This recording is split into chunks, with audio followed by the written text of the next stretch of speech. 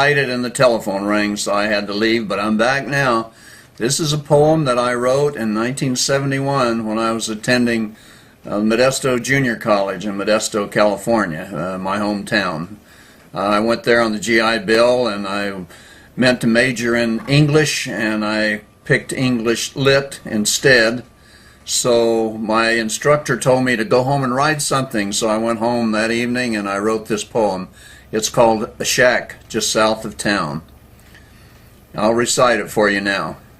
The shack just south of town. The day was long, the sun was hot. The flies came swarming around the garbage can that sat beside the shack just south of town. The door was open. Nothing stopped the insects in their flight, and in and out they flew as if they thought they had the right to come and go whenever they pleased and be a social pest, and never let a body really settle down and rest. You'd think the shack was empty and not a soul around to look at all the bugs and flies and know the only sound was coming from these pesky things as back and forth they flew, both in and out the open door and through the windows too.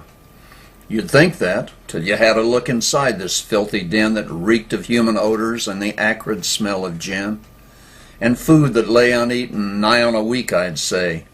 It was better that you'd never known the woman anyway who lived inside these wretched walls, this place that she called home, or heard her mumble in her sleep, or heard her drunken moan.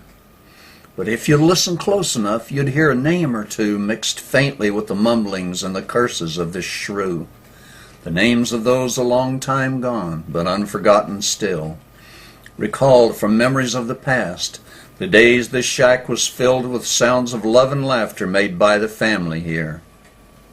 The woman and her husband and a tiny baby dear. So dear the child to both of them, it filled their hearts with joy to know that heaven had blessed them with this happy baby boy. The man was nothing special, the least on looks you'd say, but hard work never slowed him down. He'd start at break of day and work the land from dawn to dusk, and seldom stopped for rest, with no complaints, content to know he'd always done his best to see his family always had enough to eat and such, and clothes to keep 'em from the cold. They'd never want for much. And the woman loved her husband. They were happy with their life, and the little child to bless 'em, both the husband and the wife.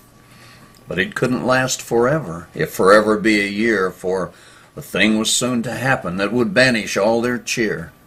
All the crops were ripe for harvest, when a norther came around and without such as a warning, drove it all into the ground.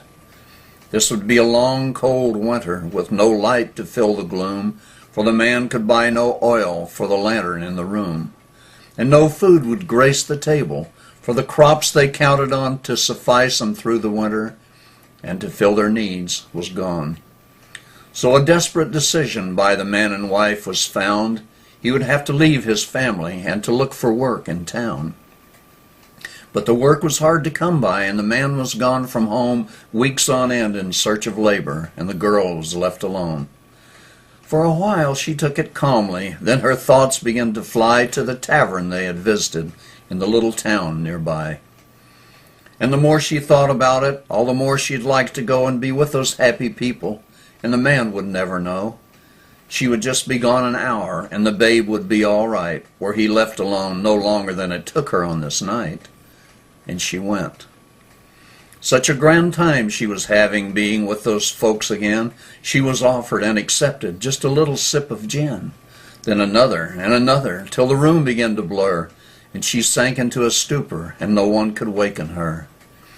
When she woke up in the morning from the stable where she lay, with the hostler there beside her lying naked in the hay, then the thought crushed in around her of this dreadful thing she had done, of her desecrated marriage, and her thoughts ran to her son, and in frantic desperation toward the little shack she flew.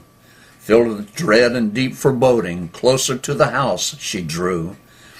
Then she came up to the pathway, and she saw the open door, and the dread anticipation flitted o'er her all the more. As she stumbled through the portal close to where the babe had slept, then she saw the crib was empty, and with piercing screams she leapt through the back door of the cabin. There she saw the new-made mound, and she saw the man, her husband, kneeling there upon the ground. He had picked some silly flowers that were covered up with frost, and he had made a little garland and had hung it on the cross. Then he rose and faced the woman. There was nothing she could say. Not a word the husband uttered, but just turned and walked away. Now the woman lives alone there where a family once did dwell, lives alone there with the knowledge that she had brought about this hell, lives there with these rancid odors, with the flies the only sound, in this little dingy cabin, in this shack just south of town. Thank you.